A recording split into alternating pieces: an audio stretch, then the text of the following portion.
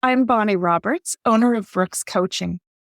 I've known Laurie-Ann for years and have seen her speak on many occasions at events both large and small. So I knew from experience that she's an expert on public speaking. When I saw the announcement for the Signature Speech Program, I was excited for the opportunity to learn from Laurie-Ann how to craft my signature speech. From the first meeting, I knew that my investment was money well spent. It was just truly an amazing experience that is propelling my business forward in ways that I never expected. So thank you, Laurie-Ann, for your wisdom and support. I'm excited for the future. So if you're on the fence about enrolling for Laurie-Ann's signature speech program, I say just jump off that fence now and enroll today. You won't regret it. When you think back on your life, is there a memory of you speaking that you feel like you look back on it and it's like, oh, it just makes your stomach turn? You've got this bad memory of you speaking before? If so, you're going to love this episode because I am going to talk about how that particular incident is probably holding you back. Not probably, but it is holding you back. So let's get on to the show. You're listening to Be in Demand, the podcast for honest advice, inspiring stories, and ideas for growing your business by leveraging the expert that you are. I'm your host, Laurie-Ann Mirabito, business mentor, and I'm also a reformed painfully shy girl, red wine lover, and exercise enthusiast. Join me as I share how being positioned as the expert in your industry, even if it's a busy one, will help you stand out and be the one in demand to hire and work with. Welcome back. Gosh, here we are again, still like towards the tail end of summer. I'm just so enjoying this, and I'm getting ready actually to head down south for a trip, attending a conference that I'm really excited about. One, just because in-person events are just opening back up, and people really do crave being around people. As much as I think that there's a lot of people who say, hey, I'd be perfectly happy if I never had to leave my home office again. I actually don't think that's true. We are human beings, and we are actually wired and designed to actually interact with other human beings. As much as I do, and I get a lot done here at home, I crave, other human beings. I enjoy leaving the house and going to the gym. Do I have a gym downstairs? Yes, I do. But I really enjoy going to Orange Theory, going to the gym. It's about being around other people. So I'm really excited about this particular conference that I'm going to be going to, because I'm also going to be hanging around with some of my other friends, and have already got some meetings lined up to meet some people that I have met online. I'm going to be meeting them in real life. So that is all extremely exciting as well. So today we're going to be talking about one of those bad memories that you might have from your past. And the reason why I wanted to bring this particular topic onto an episode and really dive deep into it is this morning when I was at Orange Theory. I got there a little early. The coach just happened to ask me, hey, what's going on? And I was just telling her that I recorded a few podcast episodes the night before my 2-year anniversary. And another woman who was sitting right there said, wow, I love podcasts. What's your podcast about? When I shared with her what it was about, she says, oh, I hate public speaking. Oh, that's not for me. And then she proceeded to share with me a story about when she was actually interviewing for colleges. And she was interviewing at an Ivy League school. She had gone through so much of the process and had multiple interviews, and she was waiting to speak to the dean. And she actually said, she goes, I got so worried about it. She goes, I actually thought that I was going to throw up. I was going to get sick. And what I said to her was, so what happened is that you put so much pressure on yourself with that particular interview. And again, an interview is a form of speaking. And it didn't go your way. So you look back on that saying that you failed. So every time that you get up to go speak in front of other people, that's the memory that you remember. And she said, yes. I said, what you actually need is you need to have a new memory where you succeeded so that every time after that, you actually have evidence. You have a positive memory. You have evidence that you can actually speak and it turns out the way that you wanted it to. And she was like, oh my goodness. And so I just thought this is definitely something I had to come in on here and talk about because she's not the first person that I've ever heard say this. You know, a lot of people have bad memories about the very first time that they were speaking, whether they were prepared for that event or not prepared for that event.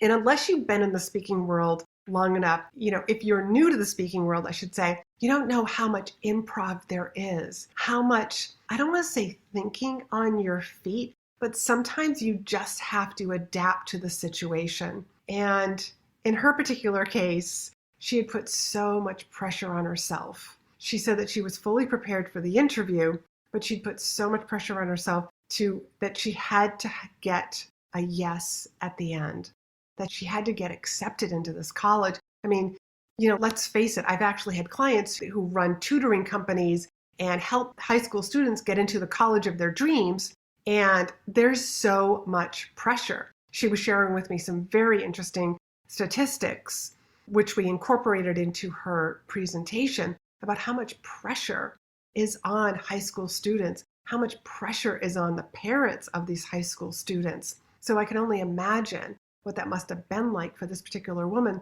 back when she was trying to get into this Ivy League school. So what if you took that pressure off? And I know that that's hard, especially if you're not a seasoned speaker, because we put so much pressure on ourselves. And, you know, when you know that your audience actually wants you to succeed, they want you to succeed. And if you make a mistake, they're not even going to know. As a matter of fact, while we were having this discussion, the coach who was, you know, the class that we were about to take at Orange Theory, the coach actually said, she goes, I speak every day that I teach a class. And I said, exactly, this is a form of speaking. She said, when I make a mistake, she goes, I don't point it out. She goes, nobody knows that I made a mistake. And that is so true. Nobody ever knows when I made a mistake, if I forgot to share a tip, if the facts of my story weren't completely 100%, maybe because I skipped over something, or I forgot exactly how many years something happened, or the exact name of something. Nobody's going to know that except me, you know, and will I, you know, like try to change it like the next time? Absolutely. But the point is that your audience actually really wants you to succeed. So this sort of brings me back to how I got into public speaking, because I had a positive memory. As a matter of fact, I was living in Japan, and I went from a public school here in the US, co-ed, to a private all-girls school over in Japan when we moved there for a couple of years. And there was a speech class that I had. And it wasn't a speech class like public speaking. It was more of a etiquette class, how to sit and have a conversation with people and be interesting and interested in them. So one day, while leaving this etiquette type class, the teacher says, now I was about 13 years old. The teacher said, Laurie-Ann, the school's doing a school-wide speech contest. I think you should do it. So she must have seen something in me, you know, in the class. And I was at that age where when teacher said to do something, you just said, okay. So I said, okay. Even as shy as I said yes to this speech contest. And I decided on a humorous reading, and I practiced and practiced and practiced. And when it came time for that day, I got up there in front of everybody that was there in the library. And was there a place that I made a mistake? Absolutely. Did the audience know? No, they didn't know. As a matter of fact, because I knew my material so well, I had lost my place when I looked over, because I had it all typed out and I was holding it in my hand, looking oh so diplomatic, so to speak. When I looked over, I had lost my place. And so I improvised and I added a couple of lines in, turned back over to where my script was, and picked right back up. I did win first place in that humorous reading. So I had this positive memory from that day on, just knew that, oh, wow, if I could get up there and do this humorous reading, you know, like I didn't write a speech. but I did have to sort of act out what I was talking about. And I had this positive experience. Now I'm still like a shy girl. And I came back to the United States and we were only there for about 2 years. Came back to the United States, I'm coming back to class, with some people that were some of my friends from a couple of years ago, making new friends. I'm still the shy, like, ooh, I just want to hide because I feel judged and I don't want anyone to judge me. And maybe I'm not good enough. All that stuff that runs through our heads. Well, for some reason during my senior year, I felt like I had to justify my existence. I felt like nobody knew that I was here. How could I make it something happen that like, hey, I was here, I was a part of this class. And over the intercom, my particular class, the student government decided that they weren't doing the valedictorian thing, that what they were doing is that they were taking interviews for people who wanted to speak at graduation. And I thought, oh, well, I can go talk to these people and tell them what I would talk about. And so I did that, not thinking that they were going to pick me or anything, but I just kind of like went in there and I just like talked to them. I just said, look, we're at a crossroads in our life. This is a point where we're done, this mandatory schooling. And now it's time that, like some people are going to college and military and family life and the workplace. Some people are going into the trades. We're at this crossroads. And I would talk about the crossroads. And they picked me. And so I was like, okay, as you probably heard me say before, self-integrity has always been a very high value of mine. No matter how uncomfortable I'm going to be or how nervous I'm going to be, I am going to do what I said I was going to do. So they picked me. And so now I'm going to speak at graduation. And this is sort of how it went. I started my speech off and I fumbled, like right in the beginning. And then I fumbled again. And then I fumbled for a third time. And I stood back. I put my hands on my hips. I looked at the audience. And again, here was a little bit more improv, a little bit of spontaneous improv. Well, that's what improv is. Put my hands on my hips and I said to the audience, this sounded so good in front of the mirror. And the audience laughed. And then I picked the speech back up and the rest of it was flawless. And again, that's a memory that I have. And as I started to get into professional speaking, like starting like with very small audiences, not a paid speaker, I had things to refer back to. I had these moments that I used as evidence that I could fumble and still land on my feet. I could fumble, make the audience laugh, and pick it back up and have the rest of the speech be flawless and say exactly what I wanted to share with the audience. I could lose my place, forget my lines, and improvise a couple of new lines. Like I had that evidence. And I'm so grateful for that because I know that I wouldn't be in this very position had I not had those pieces of evidence or those stories that I can tell myself that, oh yeah, like I can fumble, no big deal. I can make a mistake, no big deal. Like I recovered. So the reason why I wanted to share this is because I have a lot of people who come to me and just like, they have these traumatic moments in their lives that they were like, well, here was a time that I spoke and I completely forgot what I was going to say. And then I couldn't say anything. And which actually reminds me of a time that I was put on the spot. This is a hilarious story and one that I haven't thought about in a long time. I was put on the spot to give a presentation.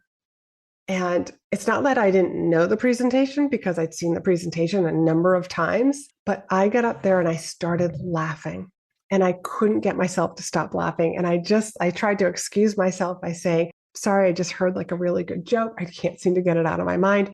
I could not stop laughing. And I think it was a nervous laugh. And so I finally had to look at a colleague and just say, you're going to have to give this. And I just like walked away. So I have one of those memories. But the point is like, we all have some sort of a memory and like, is it a positive one or is it one that's really holding you back? Because if you've got one that is holding you back, I bet you if we went back to that particular moment, if we could find the people that were in that audience who saw you speak that you thought was such a catastrophe, I bet you they wouldn't even remember. They'd probably be like, oh, yeah, I remember you speaking about that particular topic. Yeah, I don't remember anything bad happening. I bet you they wouldn't even remember.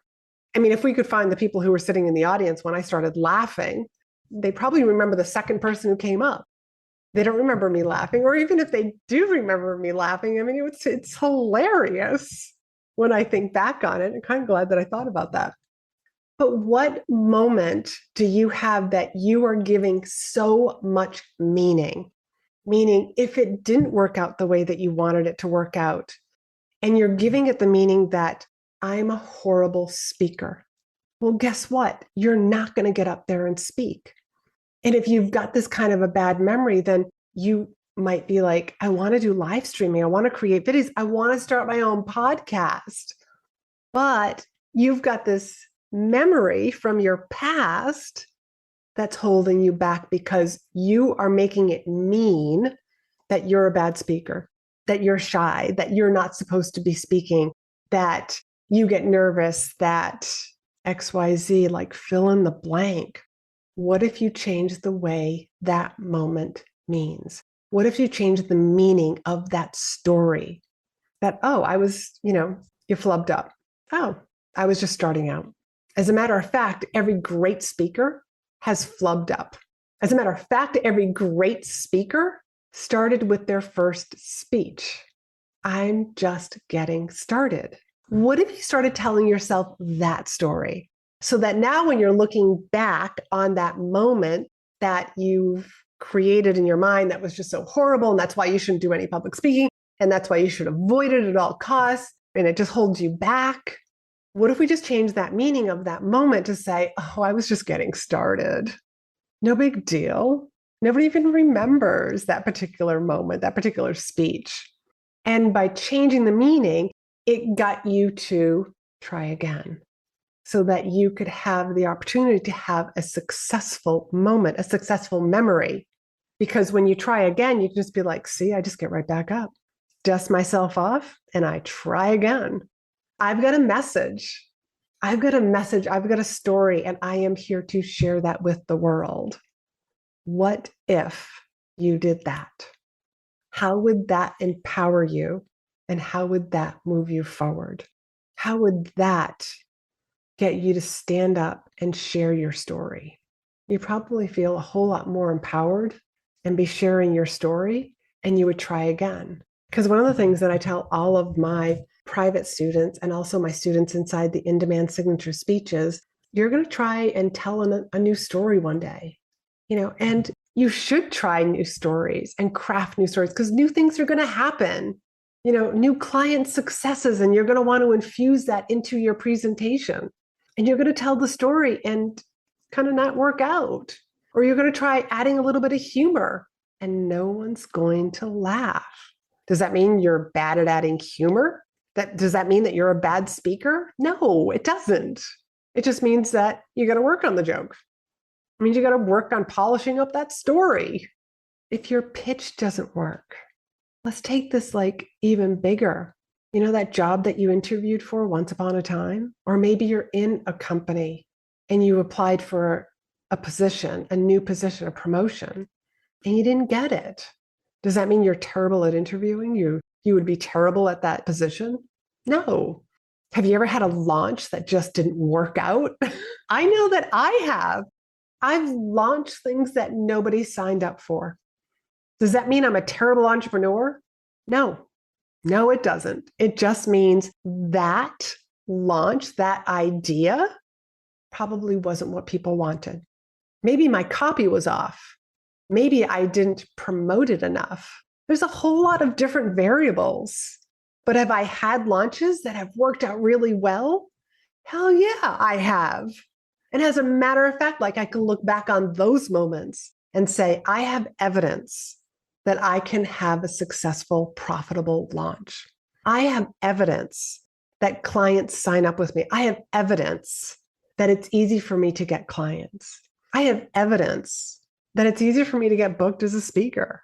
I have all that kind of evidence. And I know that in the future, just like in your future, you're going to be gaining more and more evidence. But if we let the stuff that's in our past hold us back, we're never going to have the opportunity to actually get new stories, new pieces of information, new pieces of evidence to use that's going to fuel us forward. And that's what I want you to do. I want us to stop looking at some of our failures as failures and just look at them as, oh, I was just getting started. So permission to just like look back on some things and say, I was just getting started. You know, that first business that didn't work out, I was just getting started. Because I want so much success for you. And this is what I help my clients is sometimes reframe things, see things differently. Because sometimes we are so in our world that we don't see our own gifts. We don't see the blind spots that we have. As a matter of fact, you know, I have somebody that I have to go respond to on DM because we're having this conversation about whether or not she's going to join a program or whether or not she's going to hire me privately. And I can see some of her blind spots already. And it's my job as a master coach to point the light on those blind spots because that's what I do. Just because she's not my client right now doesn't mean that I'm not going to point a spotlight on this blind spot because I want her to see. I want her to see for herself a story that she's telling herself so that she can overcome this hurdle that she has built in her path. That's my job as a master coach. That is my job. So I hope that you've enjoyed this episode. I've enjoyed kind of chatting about this and, you know, reminiscing about some of my stories. And I hope that you thought that they were funny because, you know, laughing, you know, nervous laughter, you know, this is all a part of becoming really good at your craft.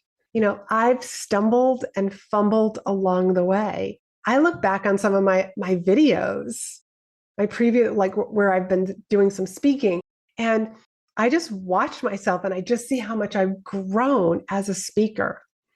A lot of times people will ask me, what was your best speech, best presentation? And I say, it's my next one because I'm always improving. And so will you. All you have to do is take a step forward. Decide that whatever's been holding you back, it's just between your ears that's holding you back. We're making stories. We're making up stories. We're making up meanings. We're interpreting things differently. But what if we change the meaning, change the interpretation, change the story to support us to move forward?